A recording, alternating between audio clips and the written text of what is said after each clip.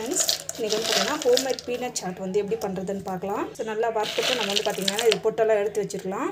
So தேவையான பொருட்கள் வந்து பார்த்திங்கன்னாக்கா புதினா, கொத்தமல்லி, கருவேப்பிலை, ஆனியன், டொமாட்டோ. ஸோ இது வந்து பார்த்திங்கன்னா வடை செஞ்சிருந்த லெஃப்ட் ஓவர் ஆயில், கொஞ்சமாக ஆயில் வந்து எடுத்துருக்கேன்.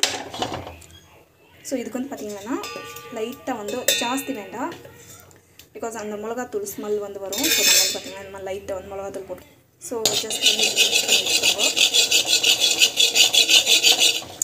எஸ், ஸோ அது வந்து பச்சை வாசம் போகிற வரைக்கும் நெக்ஸ்ட் வந்து பார்த்திங்கன்னா ஆனியன். டேஸ்ட் வந்து சூப்பராக இருக்கும் இந்த மாதிரி பண்ணி. ஸோ டமாட்டா ரொம்ப பாயில் பண்ணுறது வேண்டாம், ஜஸ்ட் இருக்குது புதினா, கொத்தமல்லி, அவ்வளோதான். நான் வந்து கேஸ் ஆஃப் பண்ணி வைக்கிறேன். கேஸ் ஆஃப் பண்ணிவிட்டு ஸோ சால்ட் வந்து தேவையான அளவுக்கு சால்ட் வந்து ஆட் பண்ணுறேன்.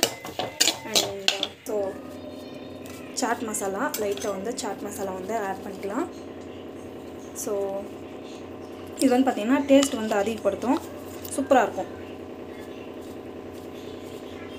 எஸ், சாட் மசாலா ஆட் இது வந்து ஜஸ்ட் வந்து மிக்ஸ் பண்ணிக்கோங்க. ஸோ கடலைப்பருப்பு வந்து வறுத்தது வந்து போட்டுருங்க. ஜஸ்ட் வந்து மிக்ஸ் பண்ணி விட்டுடுங்க. ஸோ உப்பு பத்தலைன்னா உப்பு வந்து பார்த்து போட்டுக்கோங்க. டேஸ்ட் வந்து செம்மையாக இருக்கும். எஸ், ஸோ ஹெல்த்தியான சாட் வந்து ரெடி ஆகிடுச்சு. வெயிட் லாஸ்க்கு இது வந்து ஹை ப்ரோட்டீன் சாட்டு. மார்னிங் ப்ரெக்னென்சி டைமில் மார்னிங் பிரேக்ஃபாஸ்ட்டாகவும் எடுத்துக்கலாம். சூப்பராக இருக்கும்.